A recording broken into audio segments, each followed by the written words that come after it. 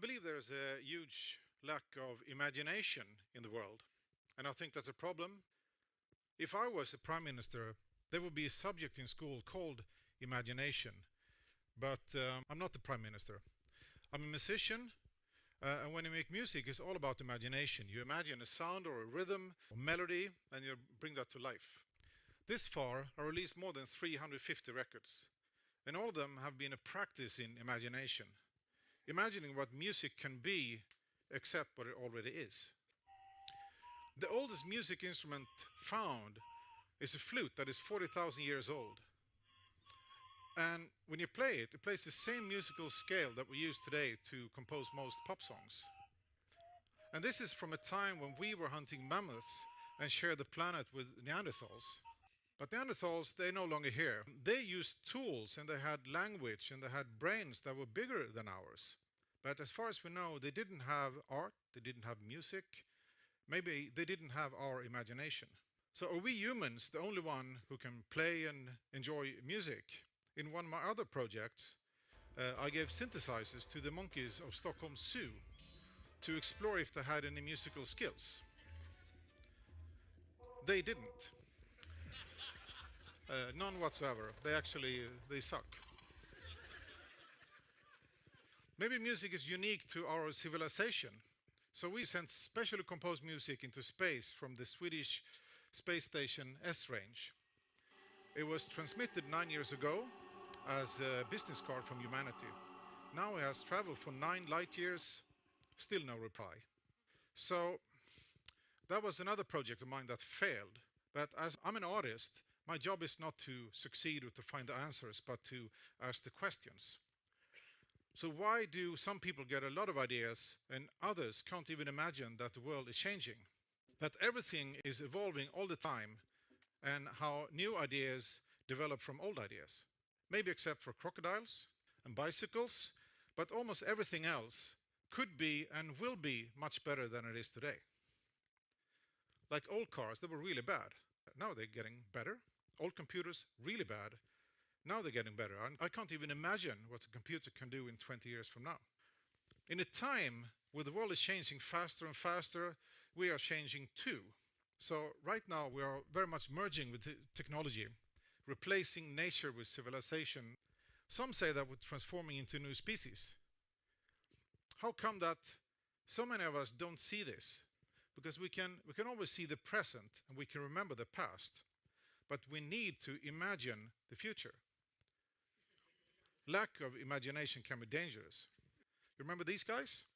No art, no music, not so much imagination. You know what happened?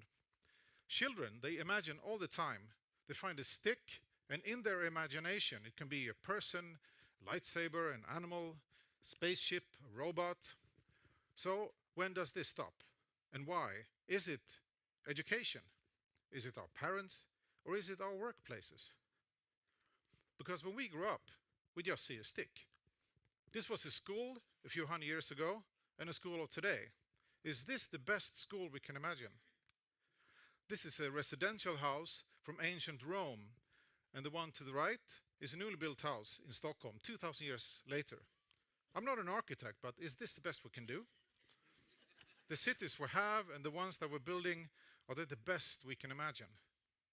These are directive boards from different companies, do different things from finance to creative businesses, but they all look the same.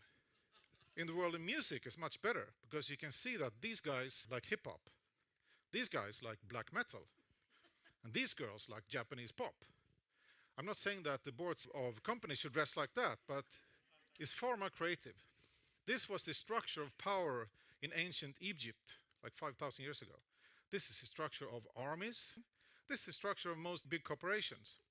We educate and we structure our societies and our companies according to an industrial model. We accept the roles in these structures, so we stay the same. So I'm thinking, maybe these structures are not the very best environment for new ideas.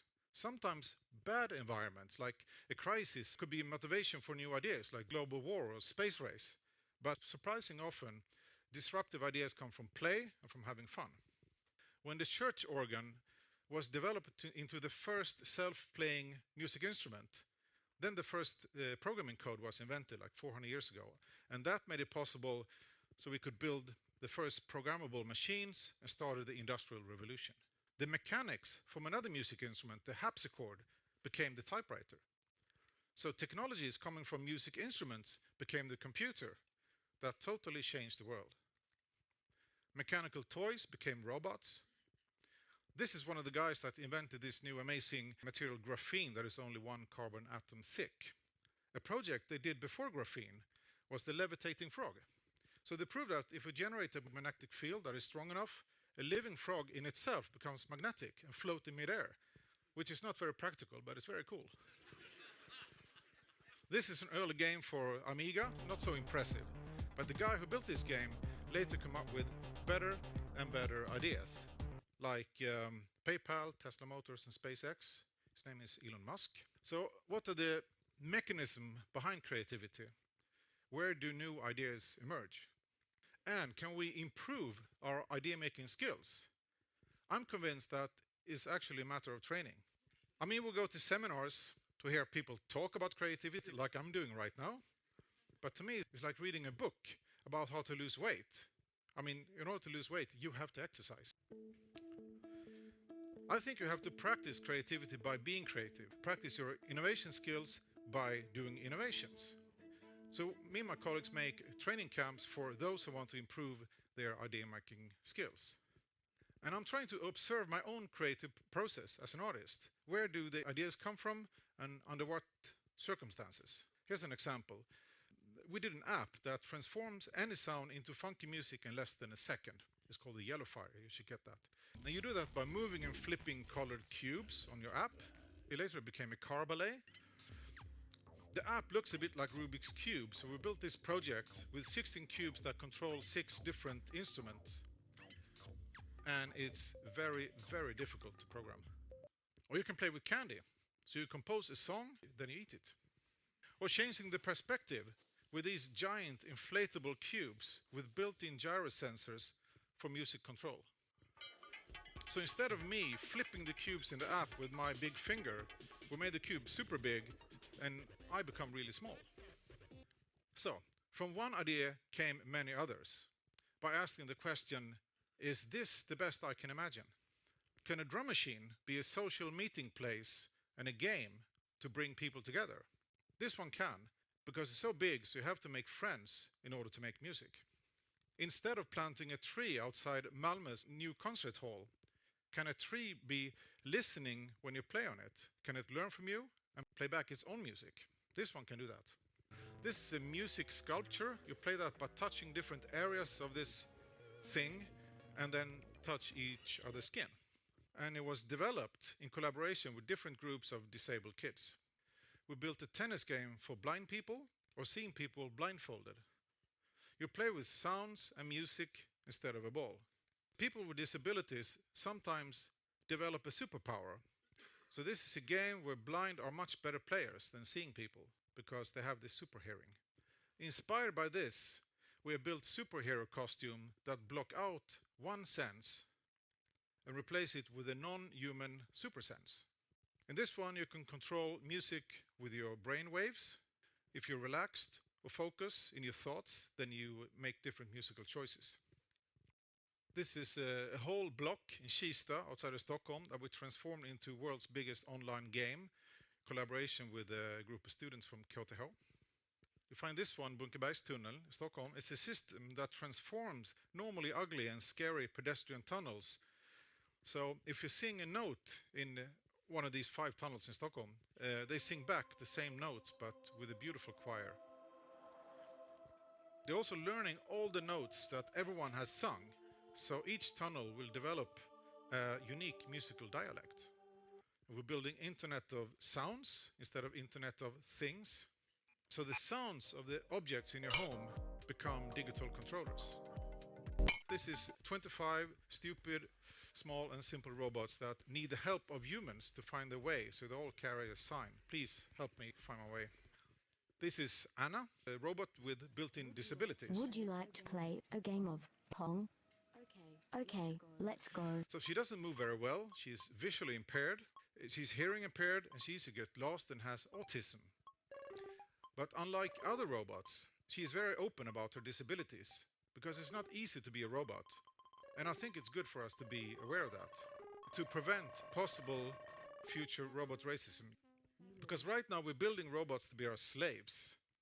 So is that the best we can imagine? Maybe it's better to try to imagine how difficult it is to be a robot.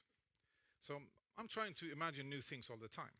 This one, you search the internet by making random QR codes. A circular language based on colors. Money with negative value. Think about that. We're building world's by far largest computer game. It's 385,000 kilometers long. Radio amateurs all over Europe send a signal to the moon, and the first to pick up the bouncing signal wins the ball. So I'm interested in totally new ideas, and the great thing is that when two people share ideas, both get twice as rich, unlike money. And this new virtual world has so many possibilities that even I have problem imagining all the new things that we can do with it. I think we're beginning of a time that will change humans forever. So let's not build worlds that are copies of the worlds that we already have. Let's build new worlds beyond our imagination. Thank you.